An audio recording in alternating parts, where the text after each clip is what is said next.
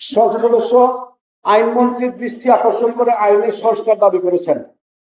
গত 4 দিন আগে শান্তিনগরে একটি মাদক বিরোধী সমাবেশ ছিল, সেখানে ডিসি সাহেব ছিলেন, মোস্তফা কামাল সাহেব ছিলেন, আমরা একটু বক্তব্য দিয়েছি।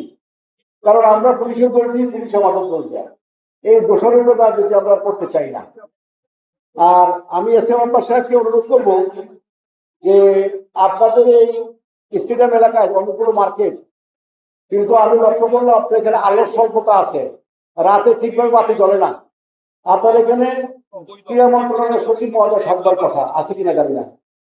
আপনার এখানে আলোর স্বল্পতা আছে, সুতরাং আপনাকে মাদক বিরোধী অভিযানের প্রধান হিসাবে পুরা এলাকাকে সিসি ক্যামেরার আওতায় আনতে হবে। আমি আর তেমন কিছু না বলে আরেকটি কথা বলি। আমি বিশেষ করে মোস্তফা কামাল সাহেব এবং ডিসি সাহেবের দৃষ্টি আকর্ষণ করছি।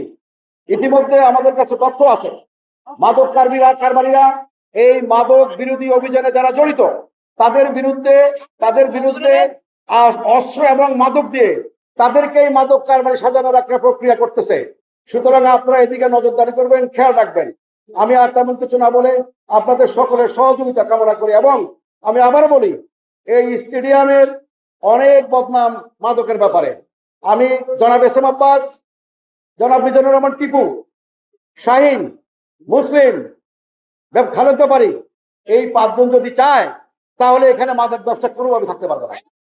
এই 5 জন চায় কিনা, এই 5 জন এখানে মাদক ব্যবসা হবে না, মাদককারীরা থাকবে কিনা? যদি এই 5 জন আন্তরিকভাবে চায় এবং তার সাথে থানা প্রশাসন তাদেরকে সহযোগিতা করে, তাহলে আমি দায়িত্ব নিয়ে বলছি এই অঞ্চলে কোনো মাদক ব্যবসার জায়গা হবে না। সবাইকে ধন্যবাদ জানিয়ে আমার বক্তব্য শেষ করছি।